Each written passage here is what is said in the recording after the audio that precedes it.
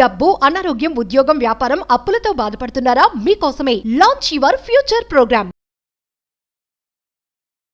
నమస్తే, welcome back to our channel. నేను మీ సంజయ్. ఈరోజు మనతో పాటు ఉన్నారు law of attraction coach, international motivational speaker మరియు సెలబ్రిటీ కోచ్ సురేష్ గారు. ఆయనతో మాట్లాడి కొన్ని విషయాలు తెలుసుకుందాం. నమస్తే సార్. నమస్తే సంజయ్. సార్, ఇప్పుడు కొంతమందికి అదృష్టం తేనె పట్టు పట్టినట్టు పట్టింది అంటారు. ఏ విధంగా అంటే కొన్ని సందర్భాల్లో చూసుకుంటే అప్పటి వరకు నార్మల్గా ఉన్న వ్యక్తి సడన్గా కోటీశ్వరుడు అయిపోతాడు, సడన్గా సెలబ్రిటీ అయిపోతాడు, సడన్గా ఒక బిజినెస్ మ్యాగ్నెట్లో అయిపోతుంటాడు. ఏ విధంగా అంటే నైట్కి రాతలు మారిన వాళ్ళు చాలా మంది కనిపిస్తారు. అలాగే నైట్ రాతలు తిరగబడ్డ వాళ్ళని కూడా చూసిన సందర్భాలు ఉన్నాయి. జీరోకి వెళ్ళిపోయిన పెద్ద పెద్ద బిజినెస్ మ్యాగ్నెట్స్ వాళ్ళ కొలాప్స్ అయిపోవడం, ఇప్పటి వరకు వెలిగిన వ్యక్తి కనుమరుగైపోవడం, ఇలాంటివి జరుగుతూ ఉంటాయి. అసలు దీనికి కారణం ఏంటంటారు? సడన్ గా ఎదగడానికి కారణం ఏంటంటారు? సడన్ గా కుప్ప కూలిపోవడానికి కారణం ఏంటంటారు? జరగటానికి మెయిన్ కారణం మన ఆలోచనలు. అంటే మన ఆత్మకి విపరీతమైన సంపదను చూపించడం, అందమైన కళలకు అంటుంటారు. నైట్ నిద్ర పట్టేదాకా వాళ్ళకు నిద్ర పట్టదు, తెల్లవారేదాకా కళలకు అంటూనే ఉంటారు. చూడండి, అంటే ఆ డ్రీమ్స్లో మునిగిపోయి ఉంటారు. ఆ సెలబ్రిటీ అయినట్టుగా, ఊహించని రీతిలో పెద్ద మొత్తాల్లో డబ్బు పొందినట్టుగా, ఒక కంపెనీ పెట్టినట్టుగా కళలకు అంటూ ఉంటారు. అది లా ఆఫ్ అట్రాక్షన్ సంగతి వాళ్ళకి తెలియదు. ఆటోమేటిక్గా కళ్ళకి అంటారు కొంతమంది. అనుకోని ఆపర్చునిటీస్ ఆ విధంగా నిజంగానే వస్తాయి. అలా వచ్చిన దాన్ని ఉపయోగించుకోవటం రాదు వాళ్ళకి. మీకు ఒక స్టోరీ చెప్తాను నేను. ఆస్ట్రేలియాలో ఒక నక్షత్ర హోటల్, పెద్ద హోటల్లో, 7 స్టార్ హోటల్లో వెయిటర్గా పనిచేస్తున్నాడు ఒక అతను, అబ్రహాం అని చెప్పేసి. ఆయన ఏంటంటే లాటరీ టికెట్లు కొనేవాడు. వచ్చిన జీతంలో సగభాగం లాటరీ టికెట్లు కొనేవాడు. దాదాపు అందులో జాయిన్ అయిన రోజు నుంచి చాలా సంవత్సరాల పాటు ఏదో ఒక రోజు నాకు లాటరీ తగులుతుందని ప్రతి రాత్రి నిద్రపోయేటప్పుడు 6 లక్షల కోట్ల రూపాయల డబ్బు, మన ఇండియన్ ప్రకారం 6 లక్షల కోట్ల రూపాయలు ఆ లాటరీకి ఎప్పుడు కడుతూనే ఉండేవాడు.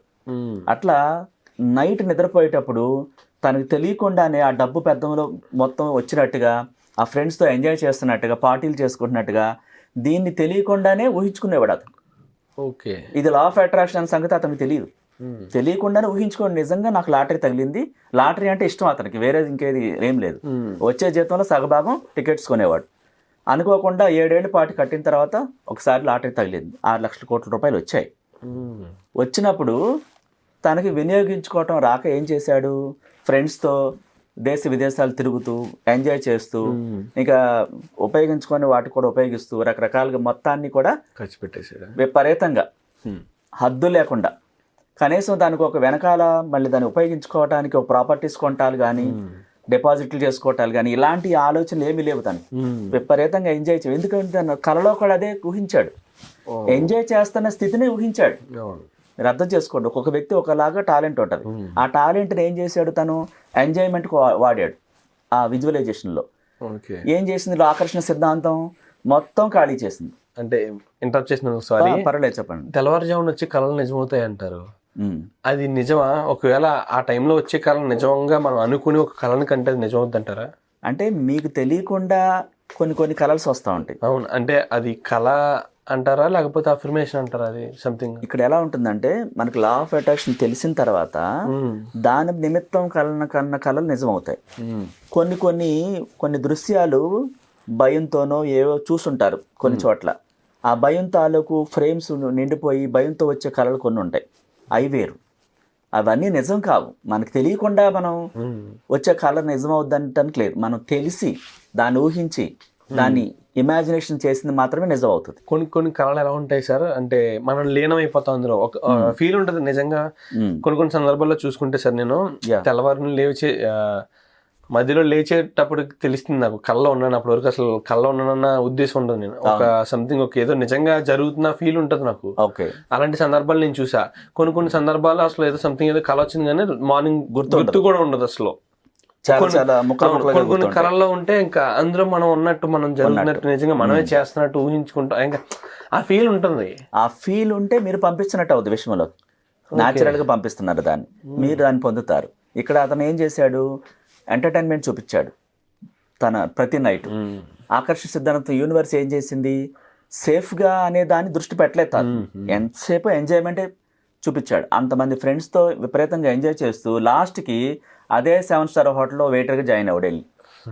చూడండి, మీరు అన్నారు కదా స్టార్ అయినోడి కింద ఎలా పడ్డాడని. అంటే మనం ఆలోచనలు ఏం పంపిస్తున్నాము, స్టార్ అయినట్టు పంపించాం. మరి అక్కడ నిలదొక్కుంటాను, ఇంకా పెద్ద స్టార్ అవుతాను, ఆ సంపదను రెట్టింపు చేస్తాను, ఇవి పంపించరు. చూడండి, అక్కడ ఆయన స్టార్ విలాసాలను ఇవన్నీ చూస్తున్నాడు తప్పితే ఒక విలాసమైన ఇల్లుని చూడాల, ఒక విలాసమైన కారు చూడాల, ఒక విలాసంగా ఒక స్థలాన్ని కొనడం కానీ పొలాన్ని కొనడం కానీ ఇలాంటివి చూడలేదు ఆయన.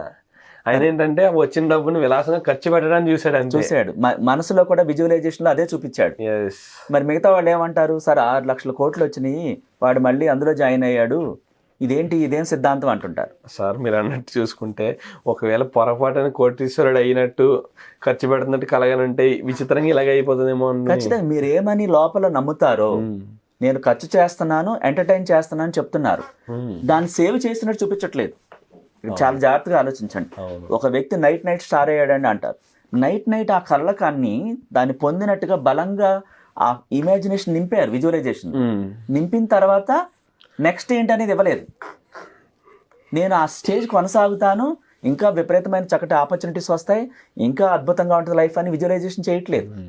స్టార్ అయ్యాం, అయిన తర్వాత కింద పడిపోయే దాన్ని ఊహించుకున్నాడు, భయపడ్డాడు, నెగిటివ్స్ని ఎక్కడో అందిపుచ్చుకున్నాడు. ఎవరిదో వరే అప్పటికప్పుడే పడిపోతారా మీరు అని ఎవరో చెప్పిన మాటలు నమ్ముంటాడు, భయపడి ఉంటాడు, ఏదైనా జరుగుతుంది. డబ్బు వచ్చిన వ్యక్తి ఏం చేశాడు?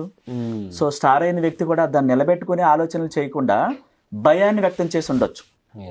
ఏదో ఒకటి ఆ ఫియర్ని పంపించి ఇది పోగొట్టుకుంటానేమో అన్న ఆలోచన కూడా పంపించి ఉండొచ్చు. అలా జరుగుతుంది అన్నమాట.